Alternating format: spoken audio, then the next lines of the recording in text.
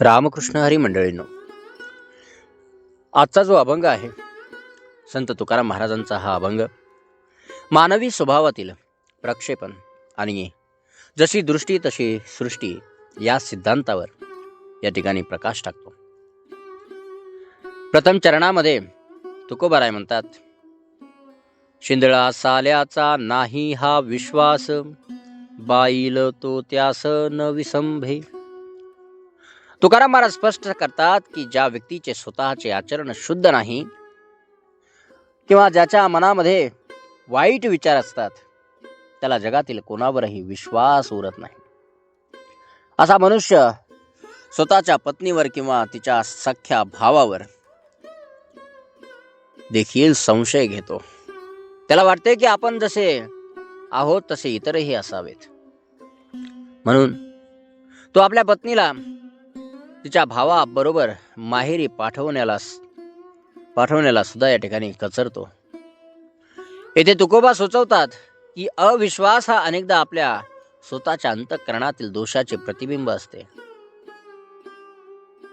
दुष्ट बुद्धी चोरी करी निरंतर, तो म्हणे इतर लोक तैसे.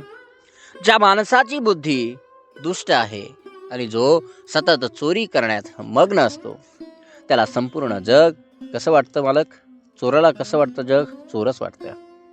त्याला प्रामाणिकपणा किंवा नीतिमत्ता जी आहे ही गोष्ट अस्तित्वात आहे असं वाटतच नाही. या गोष्टी प्रामाणिकपणा, नीतिमत्ता, विवेक या सगळ्या गोष्टी त्यांना कशा वाटतात? मिथ्या वाटतात, खोट्या वाटतात. आणि तो व्यक्ती आपल्या पापाचे समर्थन करण्यासाठी इतरांनाही स्वतःच्याच श्रेणीमध्ये, स्वतःच्याच लाईनमध्ये कसं करतो?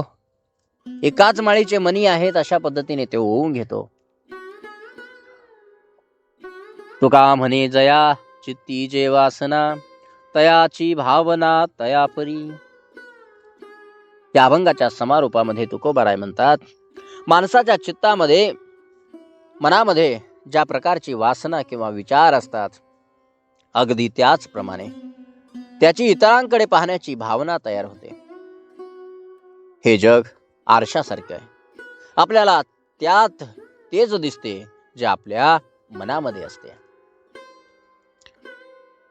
एकदा भगवान श्रीकृष्णाने युधिष्ठिराला एक वाईट माणूस शोधायला सांगितले. दुर्योधनाला एक चांगला माणूस शोधायला सांगितले. युधिष्ठिराला संपूर्ण राज्यात एकही वाईट माणूस सापडला नाही, कारण तो स्वतः चांगला होता.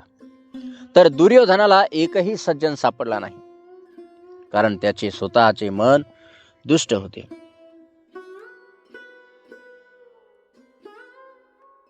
ही कथा या अभंगातील तयाची भावना तयापरी हे सूत्र या ठिकाणी सिद्ध करण्यासाठी आपण वापरलेले आहे. यानंतर